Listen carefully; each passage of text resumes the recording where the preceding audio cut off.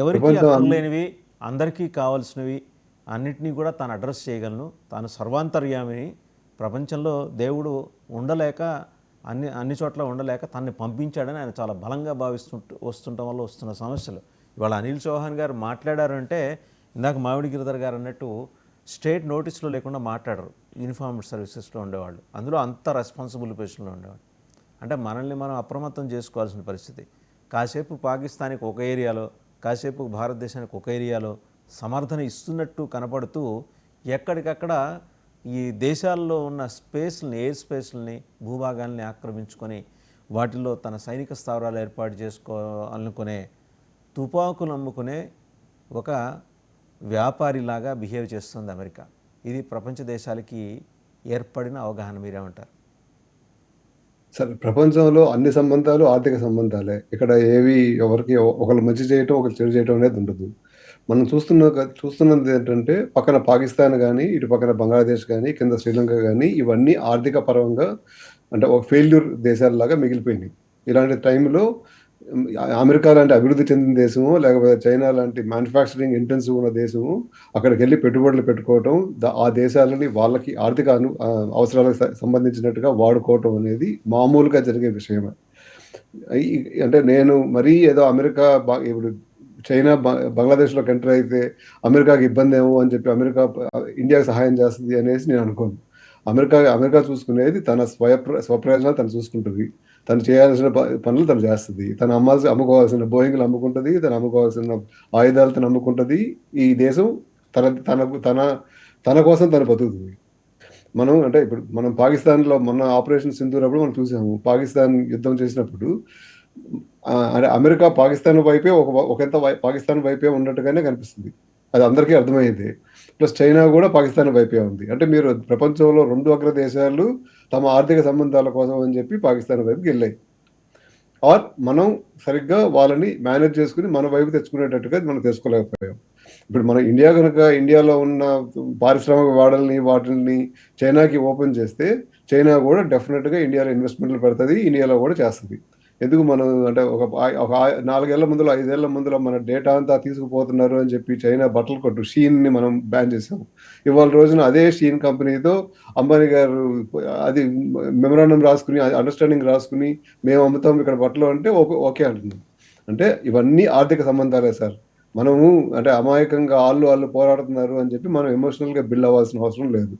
మనం చూసుకోవాల్సింది ఏంటంటే ఇప్పుడు వచ్చే ఉద్యోగాలకు కానీ, వచ్చే జాబులకు కానీ మన స్కిల్ మనం అప్డేట్ చేసుకున్నామా లేదా, ఆ స్కిల్ మనం ఇవ్వగలుగుతున్నామా లేదా, ప్రపంచంలో మన ఆర్థికంగా మనం బతుకుతున్నామా లేదా. ఇప్పుడు ఈ ప్రపంచంలో ఏ దేశం కూడా ఇంకో దేశంతో పోరాడదామని కానీ మనమైతే అలాగే ఆలోచన చేస్తున్నాం. కానీ పొద్దున్న లేస్తే మన నెత్తినెక్కి డాన్స్ కట్టి ఎట్లా ధ్వంసరచన చేయాలా, చైనాకి ఇది తప్పితే ఇంకో ఆలోచన ఉండలేదు కదా. వాళ్ళు ఏదో వ్యాపారం చేసుకోవడానికి వచ్చి వ్యాపారాలు చేసుకుంటే వచ్చే నష్టమేం లేదు. మీకు ఇంకోటి మీరు ప్రస్తావన చేశారు కాబట్టి ఒక అంశం మొన్న మధ్యన వారం 10 రోజులు అయింది, లేదా 2 నెలల నుంచి జరుగుతోంది. ఫాక్స్కాన్ నుంచి ఒక 300 మంది ఇంజనీర్లని విత్డ్రా చేసుకుంది చైనా. ఇక్కడ యాపిల్ తయారు చేస్తున్నారు చెన్నై ఫెసిలిటీలో. సరే, ఎందుకంటే దఫాలుగా విత్డ్రా చేసుకున్న తర్వాత కానీ మనకు అర్థం కాల. ఎందుకంటే వాళ్ళ ఎక్స్పర్టైజ్ని వేరే దేశాల్లో ఎక్కడ ఉండనీదలుచుకోవాలా. వాళ్ళ ఎక్స్పర్టైజ్ వాళ్ళకి మాత్రమే కన్ఫైన్ అవ్వాలి. మిగిలిన దేశాలకి అన్నిటికీ కూడా మన దగ్గర తయారయ్యే దోనెంబరి పంపించాలి. అట్లా పంపించే $8.7 బిలియన్ వర్క్ చేసే దీపావళి టపాకాయలు పంపించి పాకిస్తాన్ని ఫుల్ చేసి పారేసింది. మన ఆపరేషన్ సింధూర్ టైంలో వాళ్ళు వాడినవన్నీ కూడా ఫిటైల్ అయినాయి. PL-15 ఆ శకలాలు ఎక్కడ పడినాయో తెలుసుకోవడానికి ఐస్లో ఉన్న 5 దేశాలు ఎతుకుతున్నాయి ఇంకా భూతద్దాలు వేసుకొని. సో చైనా ఎవరిని ప్రశాంతంగా ఉండనిట్లే. ఇక్కడ ఏదో పాకిస్తాన్కి సపోర్ట్ చేస్తుందని మనం అనుకుంటున్నాం, కానీ ఆడిని కూడా ప్రశాంతంగా ఉండట్లేదు. అంటే సార్ ఇప్పుడు ఏ 2 దేశాలు ఇప్పుడు యుద్ధానికి రెడీగా లేవు సార్. అంటే ఏదో ఇజ్రాయెల్ ఏదో అమెరికా బలం ఉందని చెప్పి అమెరికాలో ఏదో మేము నెగోషియేట్ చేసుకోగలిగాం కాబట్టి, అమెరికాలో మేము లాబీ చేసుకుని మా సపోర్ట్ తెచ్చుకున్నాం కాబట్టి మేము యుద్ధం చేసుకోగలం అనుకుంటుంది తప్ప, ఏ దేశాలు ఇప్పుడు యుద్ధం చేసే పరిస్థితుల్లో లేవు. అన్ని దేశాల దగ్గర కాస్త కూస్తో న్యూక్లియర్ వెపన్స్ ఉన్నాయి. మనం యుద్ధం చేసే పరిస్థితుల్లో లేవు. మనం చేయాల్సింది ఏంటంటే మన ప్రజల్ని మనం చూసుకోవటం, మనం ఎలా పెరగాలి అనుకోవటం. మనం ఇండియా చైనాతో ఇప్పుడు కొత్తగా యుద్ధం పెట్టుకుని కూడా మనం సాధించేది ఏం లేదు. ఇప్పుడు చైనా మీద మనం ఏమి యుద్ధం చేసి గెలిచే పరిస్థితుల్లో లేవు. అంటే నేనేమి ఆత్మగౌరవంగా ఉండొద్దు అని చెప్పి లేదండి, ఫ్యాక్ట్ అది. వాళ్ళు దే ఆర్ మైటీ, ఆ, అందులో ఎట్లాంటి ఆ. డిస్ప్యూట్ లేదు. సో నేను అనేది వాళ్ళతో ఏంటంటే యుద్ధానికి మనం కాలు అంటే దువ్వాల్సిన చైనా అవసరం మనకి అనేది లేదు. అక్కడ ఇన్వెస్ట్ చేస్తుంది. మన ప్రాబ్లం ఏంటంటే చైనా మనము దగ్గర దగ్గర 90s లో చూసుకుంటే ఒకే ప్లేస్ లో ఉన్నాము. 30 ఏళ్ళు దాటేటప్పటికి చైనా మనకంటే చాలా మైటీగా తయారైపోయింది. Unfortunately that is the truth. అంటే ఇప్పుడు మనము ఒక ఇంబ్యాలెన్స్ సిచ్యువేషన్ లో ఒక అంటే ఏషియన్ కాంటినెంట్ లో ఒక ఇంబ్యాలెన్స్ సిచ్యువేషన్ లో ఉన్నాం. China leading all the way. ఇప్పుడు మనకి ఎట్లయితే అమెరికాలో కనుక అమెరికా లీడింగ్ లో ఉండి కెనడా కాస్త కూస్తూ ఉండి మిగిలిన సౌత్ అమెరికన్ కంట్రీస్ అన్ని కొంచెం వీక్ గా ఉన్నట్టుగా కనిపిస్తున్నాయో, ఇంచుమించు ఏషియన్ కాంపిటేటర్ కూడా అట్లా కనిపిస్తుంది. అంటే మనం కూడా ఇంకొంచెం డిసిప్లిన్డ్ గా మన మన మన మనం ఈ దేశం ఆ దేశం అనుకుంటా ఇట్లాగే మాట్లాడుకుంటా అన్నా బతకొచ్చు. లేకపోతే మన స్కిల్ సెట్ ఎక్కడికక్కడ డెవలప్ చేసుకుంటూ ఈ స్టేట్ లో ఇది మనం చేస్తున్నాము, ఈ స్టేట్ లో ఇది మన ఇండస్ట్రీ, ఈ స్టేట్ లో మనది ఇది ఇండస్ట్రీ, ఈ ఇండస్ట్రీకి సంబంధించిన యూనివర్సిటీలకు పెడుతున్నాము, ఆ యూనివర్సిటీలో ఇది చదువు చెప్తున్నాము ఇట్లా అని ఒక సమగ్రంగా డెవలప్ చేసుకుని ఒక 10 years plan 5 years plan attainable plans చేసుకుంటే బాగుంటుంది. అది చేయట్లేదు మనం ఎప్పటికప్పుడు కొన్ని రోజులు బంగ్లాదేశ్తో కీచులాడుకోవటం, కొన్ని రోజులు పాకిస్తాన్తో కీచులాడుకోవటం. నేనేమి మన తప్ప వాళ్ళ తప్ప అని కూడా మాట్లాడలేదు సార్. మనము ఒక రకమైన స్థిరమైన ప్లాన్ ప్రకారంగా వెళ్ళలేకపోతున్నాం ఇవాళ రోజు. అంటే అది మన తప్పేమో అనిపిస్తుంది నాకు. మన దగ్గర ఏమో గొప్ప వాళ్ళందరూ ఏమో డబ్బులన్నీ బ్యాంకుల దగ్గర నుంచి డబ్బులు కొట్టేసేమో అందరూ బయటకు వెళ్ళిపోతా ఉంటారు. అంటే నేను మొన్న ఏబీ వెంకటేశ్వర గారు కూడా వచ్చారండి. వచ్చినప్పుడు కూడా సార్తో అదే చెప్పాను. సార్ ఇప్పుడు మీ మీద 5 ఏళ్ళు మిమ్మల్ని సస్పెండ్ చేశారు, మీ మీద ఒక కేసు కూడా ప్రూవ్ కాలేదు. 5 ఏళ్ల పాటు మీరు కింద కొట్టు పై కొట్టు కింద కొట్టు పై కొట్టు తిరిగి లాస్ట్ రోజున ఒక పూట ఏదో డ్రెస్ చేసుకుని వెళ్ళి సెల్యూట్ కొట్టించుకుని బయటకు వస్తారు. ఇప్పుడు జగన్ రెడ్డి ఉన్నాడు, 5 ఏళ్ళు ముఖ్యమంత్రిగా ఉన్నాను, నేను హైకోర్టుకు వస్తే ప్రభుత్వ ధనం ఇంత వేస్ట్ అవుతుంది అని చెప్పి ఆయన ఏమో హైకోర్టుకే వెళ్ళలేదు.